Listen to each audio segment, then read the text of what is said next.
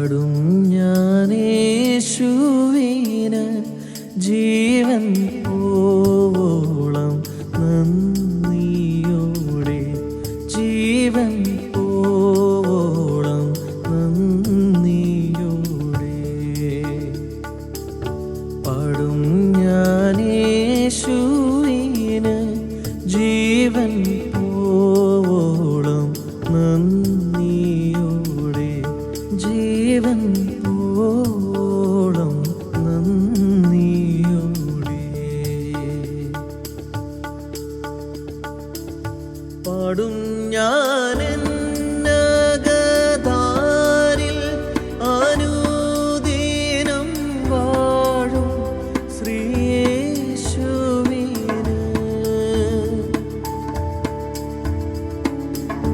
പാടും ഞാൻ എന്നകതാരിൽ അനുദിനം വാഴും ശ്രീയേശുവിന്. ഒരു കേടും കൂടാതെന്നെ പാലിക്കും നാഥനെ പാടി സ്തുതിക്കുമെന്നും. ഒരു കേടും കൂടാതെന്നെ പാലിക്കും നാഥനെ പാടി സ്തുതിക്കുമെന്നും.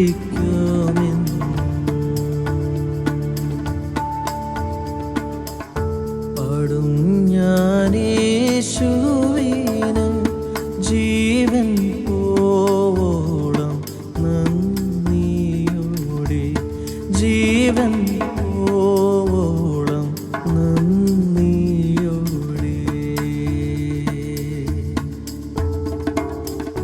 പാടും ഞാൻ യേശുവിന് ജീവൻ പോവോളം നന്ദിയോടെ, ജീവൻ പോവോളം നന്ദിയോടെ, ജീവൻ പോവോളം നന്ദിയോടെ.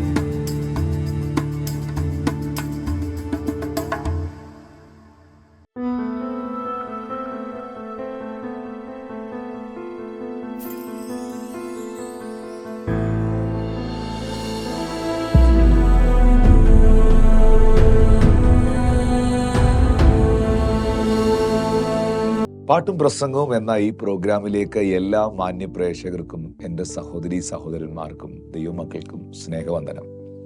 പാടും ഞാൻ യേശുവിനായി ജീവൻ പോവോളം നന്ദിയോടെ, നന്ദിയോടെ.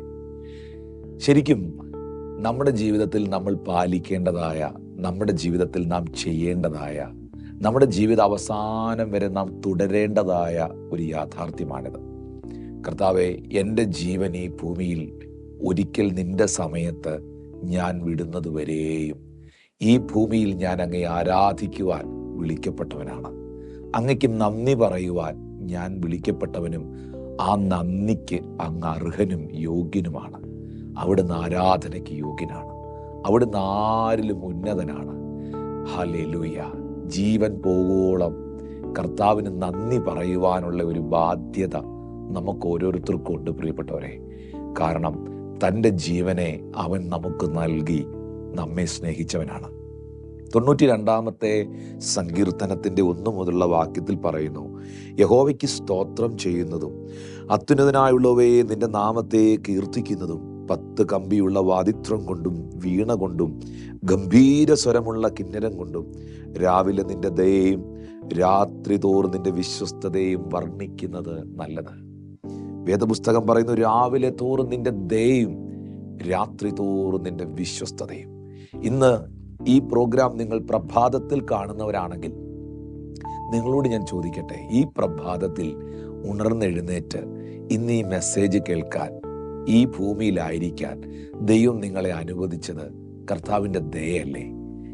ഓരോ രാത്രികളും നമ്മളെ വിട്ടുപോകുമ്പോൾ, ആ കിടക്കയിലേക്ക് നാം ഉറങ്ങുവാനായി കടന്നു പോകുമ്പോൾ, ആ ദിവസം മുഴുവൻ ദൈവം നമ്മളെ കണ്ണിൻ്റെ കൃഷ്ണമണി പോലെ പരിപാലിച്ചു കൊണ്ട് നടന്നത് ദൈവത്തിൻ്റെ വിശ്വസ്തതയല്ലേ? ദൈവത്തിൻ്റെ വിശ്വസ്തതയാണ് ഓരോ രാത്രികളിലും നാം കിടക്കയിൽ പോയി ഉറങ്ങുവാൻ ഇരിക്കുമ്പോൾ, കിടക്കുമ്പോൾ നാം അനുഭവിക്കുന്നത്. ആ കിടക്കയിൽ നിന്ന് പ്രഭാതത്തിൽ ഉണർന്നെഴുന്നേറ്റ് നാം നമ്മുടെ ജീവിതത്തിൻ്റെ കാര്യങ്ങളിലേക്കൊക്കെ പ്രവേശിച്ച് കാല് തറയെ കുത്തി നടന്ന് നീങ്ങുമ്പോൾ നമ്മളൊരു കാര്യം മനസ്സിലാക്കണം. ഈ പ്രഭാതം പുലർന്ന സമയത്ത് പലരും ആ കിടക്ക വിട്ട് ഉണർന്നെഴുന്നേറ്റില്ല. ആ കിടക്കയിൽ അവരുടെ പ്രാണനെ അവർ വിട്ടു. പക്ഷേ ഉണർന്നെഴുന്നേറ്റ് കാല് തറയിൽ കുത്തി നടന്ന് മുന്നോട്ടൊക്കെ പോകാൻ, കണ്ണു തുറക്കാൻ, ശ്വാസം വലിച്ചു വിടാൻ കർത്താവ് നമ്മളോട് ദയ കാണിച്ചു. രാവിലെ തോറും കർത്താവേ, നിന്റെ ദയയും രാത്രി തോറും നിന്റെ വിശ്വസ്തതയും ഞാൻ തിരിച്ചറിയുന്നു. ഓരോ മിനിറ്റിലും ഓരോ മണിക്കൂറുകളിലും അപ്പാ അങ്ങയ്ക്ക് നന്ദി പറയുവാൻ ഞാൻ ബാധ്യസ്ഥനാണ്. I thank you lord. പാടും ഞാൻ യേശുവിനായി എൻ്റെ ജീവൻ പോകുവോളം നന്ദിയോടെ.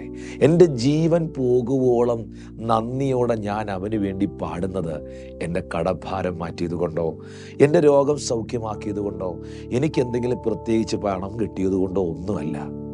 അത് ദൈവം തന്നെങ്കിൽ സ്തോത്രം, ഇനിയും തരട്ടെ, ഉണ്ടാകട്ടെ.